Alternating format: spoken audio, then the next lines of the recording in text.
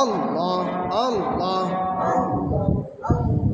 তুমি ছাড়া নাই রে কেহ হেলালির জীবন দয়াল কান্দে পাগল মন মাশাআল্লাহ আল্লাহ আল্লাহ আল্লাহ আল্লাহ আল্লাহ আল্লাহ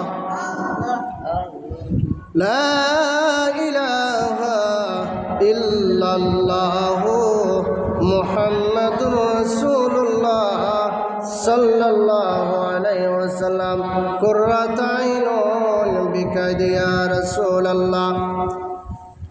আলহামদুলিল্লাহ, প্যারে হাজিরিন, সম্মানিত উপস্থিত, মুরব্বিয়ানে আজম, মুসল্লিয়ানে কেরাম, সমবয়সী যুবক ভাইরা, মহান আল্লাহ পাক রব্বুল আলামিনের দরবারে অসংখ্য শুকরিয়া আদায় করছি যে মহান আল্লাহ পাক রব্বুল আলামিন আপনি আমাকে আল্লাহর ঘর মসজিদে আসা বসা, কোরআন হাদিস সম্পর্কে কয়েকটা কথা বলা এবং শোনার মতন তৌফিক দান করেছেন।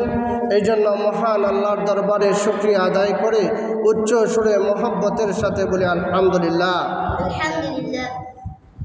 তার সাথে সাথে আরও শুকরিয়া আদায় করছি যে মহান আল্লাহ পাক রব্বুল আলামিন আমাদেরকে আখেরি জামানার আখেরি নবীর আখেরি উম্মত হওয়ার তৌফিক দান করেছেন। এই জন্য মহান আল্লাহর দরবারে আরও শুকরিয়া আদায় করে সবাই বলি আলহামদুলিল্লাহ। আজকে খুতবার আলোচনার বিষয় হলো আজান ও জামাতের গুরুত্ব ও ফজিলত।